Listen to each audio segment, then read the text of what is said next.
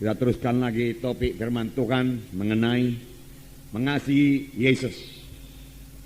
Mengasihi Yesus. Kita melihat lagi ciri-ciri dari anak Tuhan yang mengasihi Yesus. Ada tanda-tanda dari anak-anak Tuhan yang mengasihi Yesus. Apalagi kalau dia mengasihi Yesus dengan segenap rohnya, dengan segenap jiwanya, dan dengan segenap kekuatannya. Dengan segenap jiwa, saudaraku, yaitu dengan segenap pikiran kita selalu mengingat Yesus. Dengan emosi kita rindu kepada Tuhan Yesus, saudaraku. Dan dengan kehendak kita memang kita suka mengasihi Tuhan Yesus. Inilah hukum yang terutama dan hukum yang terbesar firman Tuhan berkata, saudaraku. Kali ini kita lihat satu ciri lagi, saudaraku, yaitu jika kita mengasihi Tuhan Yesus, kita suka berkorban buat dia. Tidak ada yang berat untuk dikorbankan buat Tuhan Yesus, saudaraku. Sebenarnya, saudaraku, korban kita itu dibanding dengan kasih Tuhan tidak akan pernah sebanding. Tuhan telah memberikan kasih-Nya yang luar biasa kepada kita. Bahkan pada waktu kita masih dalam dosa. Buku 1 Yohanes 4 ayat 19 berkata, kita mengasihi karena Allah lebih dahulu mengasihi kita.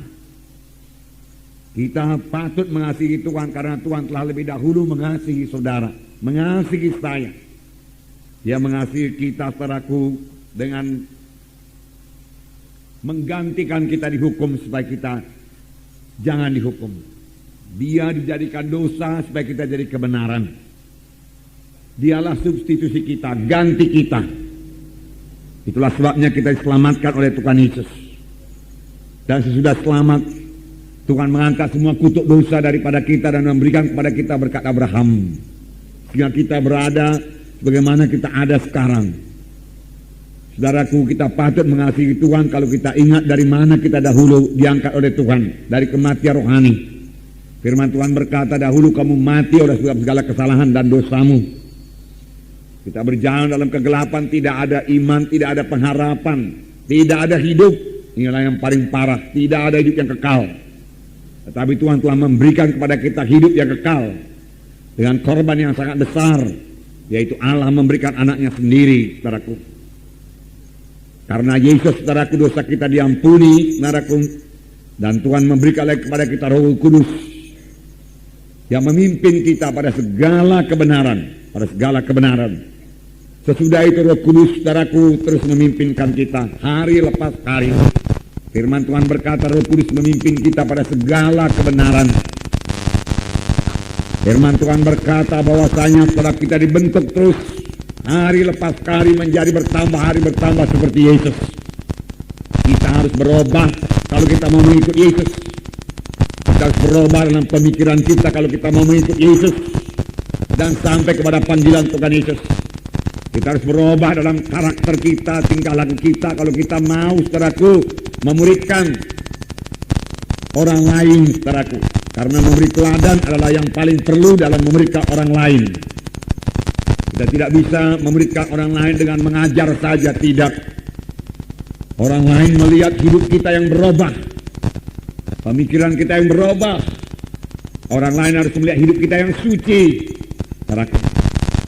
Dan ini terjadi kepada kita pada waktu Roh Kudus menyadarkan kita ini orang kita ini memiliki lagi karakter-karakter yang diubahkan dan kita mau diubahkan dengan bertobat, Jadi bertobat ini, saudara, bukan yang pada waktu kita menerima Yesus saja. Bertobat, saudaraku, kita laksanakan sepanjang kita di dunia ini. Saudara, pada hari Minggu kita dengarkan satu gaya hidup yang baru, yaitu gaya hidup yang bersekutu dengan Tuhan Yesus. Gaya hidup, saudara, yang berkata-kata dengan Tuhan Yesus, saudara, selalu. Gaya hidup berdoa, gaya hidup yang mengingat Yesus, saudaraku. Saudara, satu lagi, saudaraku, saya tambahkan kepada saudara, gaya hidup bertobat. Apa, saudaraku? Gaya hidup bertobat. Kapan Roh Kudus, saudaraku, menegurkan ada sesuatu dalam hati kita yang tidak turut dengan kehendak Tuhan, segera kita bertobat, kita tinggalkan.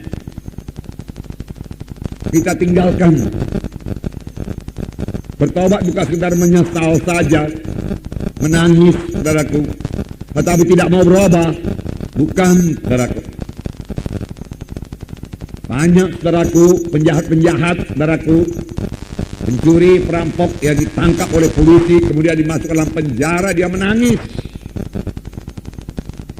Dia menyesal, bahkan dia menyesal. Tetapi dia sama sekali tidak mau meninggalkan, saudaraku, kejahatannya itu. Sesudah keluar dari penjara, dia kembali. Kalau ada kesempatan, dia kembali berbuat kejahatan. Saudaraku, yang diminta Tuhan daripada kita berubah. Berubah, itulah bertobat, supaya kita, saudaraku, bisa dibentuk menjadi sama seperti Yesus.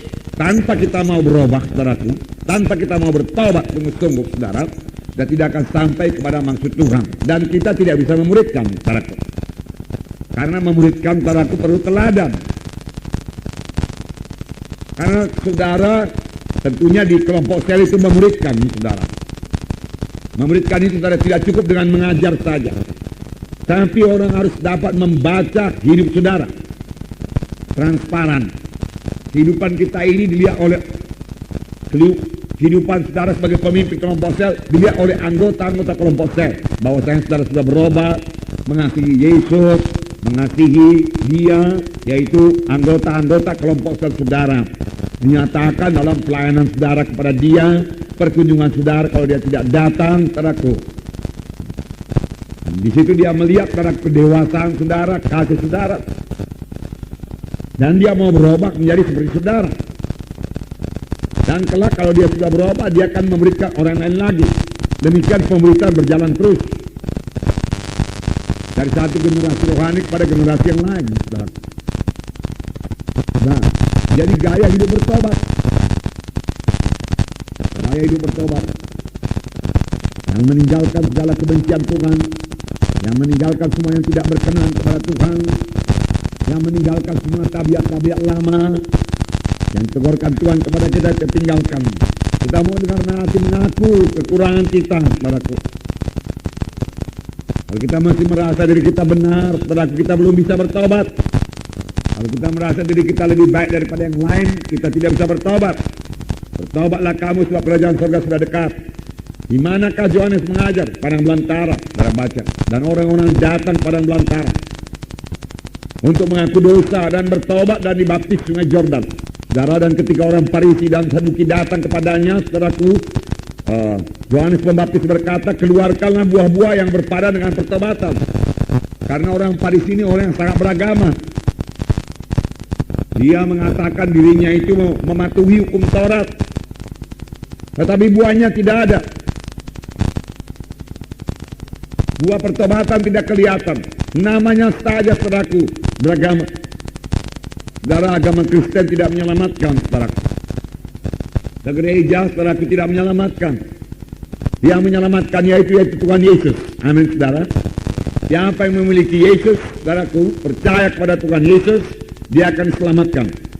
Dia beroleh hidup yang kekal.